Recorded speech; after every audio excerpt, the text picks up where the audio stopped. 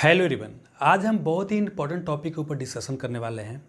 जब हम competitive examination की तैयारी की शुरुआत करते हैं तो एक सवाल जो बच्चों को हमेशा कन्फ्यूजन में डाले रहता है, क्या एनसीईआरटी का किताब पढ़ना ज़रूरी है। तो इस सवाल का जवाब हाँ या ना में देने से पहले मैं आपसे एक प्रश्न पूछता हूँ, किताब पढ़ने का आपका उद्देश्य क्या है। जाहिर सी बात है, आप एग्जामिनेशन की तैयारी कर रहे हैं तो आपका उद्देश्य यही होगा कि उस एग्जामिनेशन को हम क्वालिफाई करें। अब क्या है कि हर एक एग्जामिनेशन का एक डिमांड होता है। अगर उस डिमांड को आप पूरा करते हैं तो आप एग्जामिनेशन को क्वालिफाई कर जाओगे। अगर एग्जामिनेशन के डिमांड को आप पूरा नहीं करते हो तो जाहिर सी बात है आप एग्जामिनेशन को क्वालिफाई नहीं करोगे। अब क्या है कि जो एग्जामिनेशन का डिमांड है वो ये नहीं बोलता है कि आप ये बुक पढ़िए। जैसे जितना भी ये फॉर्म निकलता है तो कहीं पे नहीं लिखा रहता है कि आपको यही बुक पढ़ना है।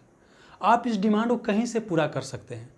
अब जितना स्टूडेंट होगा उसका अलग अलग सोर्स हो सकता है। जितना स्टूडेंट को सफलता मिलता होगा सभी का अलग अलग सोर्स हो सकता है।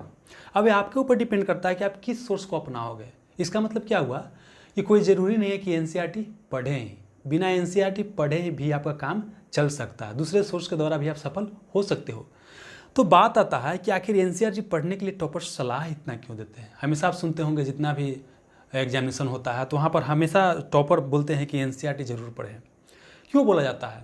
तो देखिए, इसका सबसे बड़ा जो रीज़न है कि उसका भाषा, उसका जो लैंग्वेज बहुत ही साधारण और बहुत ही आसान भाषा में, कोई भी बुक आप उठाकर देखिएगा, इतना आसान और सरल भाषा में आपको बताया जाता है कि आप खुद से भी पढ़कर समझ सकते हैं। हो सकता है कि आप दूसरे कोई स्टैंडर्ड सोर्स पढ़ें तो आपको समझ में ना आए। जैसे ज्योग्राफी का मान लेते हैं, कोई दूसरे बुक पढ़े तो आपको हो सकता है कि वहाँ समझ में ना आए, लेकिन अगर एनसीईआरटी आप पढ़ते हैं तो आपको समझ में आएगा, क्योंकि इसका भाषा बहुत ही सिंपल है, बहुत ही ईजी है, बहुत ही आसान है, तो आपको समझ में आ जाता है।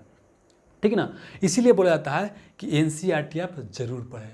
ठीक है ना। और अपने से जब पढ़ते हैं तो उसका एक अलग मज़ा होता है। तो आपको एनसीईआरटी पढ़ने के लिए टॉपर्स इसलिए सलाह देते हैं कि इसका भाषा क्या है, बहुत ही साधारण और सिंपल है। ठीक है। अब बात करते हैं, चलिए ठीक है, मान लेते हैं कि एनसीईआरटी का भाषा बहुत सिंपल है, तो क्या हमको एनसीईआरटी का जितना बुक है सब पढ़ना है। जैसे मार्केट में भी चला हुआ है कि 6 से लेकर के 12वां तक, मतलब छठा से लेकर के 12वां तक हर एक सब्जेक्ट का हर एक बुक पढ़ना है। तो हमारा जो आंसर है क्या है, नहीं, आपको सब बुक पढ़ना नहीं है। अब देखिए, इसमें कुछ कुछ जो एनसीईआरटी का बुक है आपके लिए उपयोगी हो सकता है और बाकी जो बुक है वो पढ़ने की आवश्यकता नहीं है। ठीक है ना। देखिए, मैं बता रहा हूँ कि हमने आज तक हर एक एनसीईआरटी बुक को नहीं पढ़ा क्योंकि ज़रूरत ही नहीं है। अगर हम जान रहे हैं, मान लेते हैं कि हम साइंस का स्टूडेंट है, हमको पता है कि हमारा साइंस बढ़िया है, तो क्यों टाइम व्यर्थ करना है। तो ये आपको खुद समझना पड़ेगा कि हम किस सब्जेक्ट में अच्छा है और उसमें हमको समझ में आ रहा है, तो हम क्यों एनसीईआरटी में टाइम बर्बाद करेंगे। जैसे सिंपल सी बात करते हैं, देखिए पहले बात कर लेते हैं कौन कौन सा एनसीईआरटी को पढ़ना जरूरी है। देखिए, एंशिएंट इंडिया के लिए जो है आर.एस. शर्मा का 11th क्लास का एनसीईआरटी आता है। ये बुक आपके लिए अच्छी है, ये आप पढ़ सकते हैं।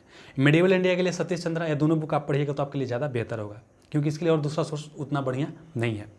ज्योग्राफी की बात करते हैं तो 11th क्लास का आता है, 2 बुक आता है, एक वर्ल्ड का फिजिकल ज्योग्राफी, एक आता है इंडिया का फिजिकल ज्योग्राफी। ये दोनों बुक अच्छा, इसको पढ़ सकते हैं। इकोनॉमिक्स के लिए बात करते हैं तो एक 11th क्लास का बुक एनसीईआरटी आता है, 11th क्लास का an introduction to Indian economy, ये पढ़ सकते हैं। और 12th क्लास का मैक्रो इकोनॉमिक्स पढ़ सकते हैं, तो ये आप पढ़ सकते हैं। बायोलॉजी का जो है 12th क्लास का बायोलॉजी का बुक आता है, उसमें जो लास्ट 4 चैप्टर है, सब चैप्टर नहीं, मतलब बायोलॉजी का पूरा बुक नहीं पढ़ना है, लास्ट के 4 चैप्टर इंपॉर्टेंट, इतना पढ़ सकते हैं। मतलब इतना बुक जो है ना, एनसीईआरटी सबसे बेस्ट सोर्स है हमारे समझ से, क्या सबसे बेस्ट सोर्स है, इतना आपको पढ़ना चाहिए एनसीईआरटी से। अब ऐसा नहीं कि ज्योग्राफी मान लेते कि दूसरे बुक से पढ़ रहे हैं तो कोई जरूरी नहीं कि अब एनसीईआरटी भी पढ़ना है। अगर दूसरे बुक से पढ़ रहे हैं, समझ में आ गया तो क्यों यहाँ पढ़ना है। जैसे मान लेते हैं कि मॉडर्न इंडिया आप स्पेक्ट्रम से पढ़े या बिपिन चंद्रा से पढ़े, आपको समझ में आ गया, तो फिर एनसीईआरटी का बिपिन चंद्रा पढ़ने से कोई फायदा है, कोई नहीं, फायदा नहीं है। तो ये आपको समझना पड़ेगा।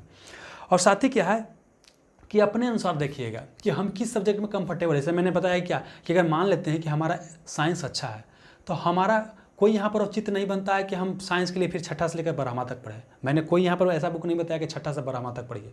हाँ, अगर इसके लिए कोई स्टैंडर्ड सोर्स अवेलेबल नहीं है या आपको समझ में नहीं आता है तब आप पढ़ सकते हैं, लेकिन अगर आपको समझ में आ रहा है 11th क्लास का बुक पढ़ने से तो आपको क्यों उसमें समय बर्बाद करना है। ठीक है। अब बाकी जो बुक बच गया उसके लिए ऑलरेडी जो है स्टैंडर्ड सोर्स अवेलेबल है। जैसे मॉडर्न के लिए स्पेक्ट्रम है, पॉलिटिकली एम लक्ष्मीकांत है। तो आप जो है समय का अपना बेहतर से बेहतर इस्तेमाल कीजिए। ऐसा नहीं कि छठा से 12वां तक आप पढ़ लीजिएगा तो आपको हो ही जाएगा, ऐसा होने वाला नहीं है। स्टैंडर्ड सोर्स भी आपको फॉलो करना पड़ता है, तो इसी को आप जरूर ध्यान रखिएगा। तो उम्मीद करता हूँ इस लेसन से आपको जरूर मदद मिलेगा। मिलते हैं नेक्स्ट लेसन में। Have a nice day. Thank you.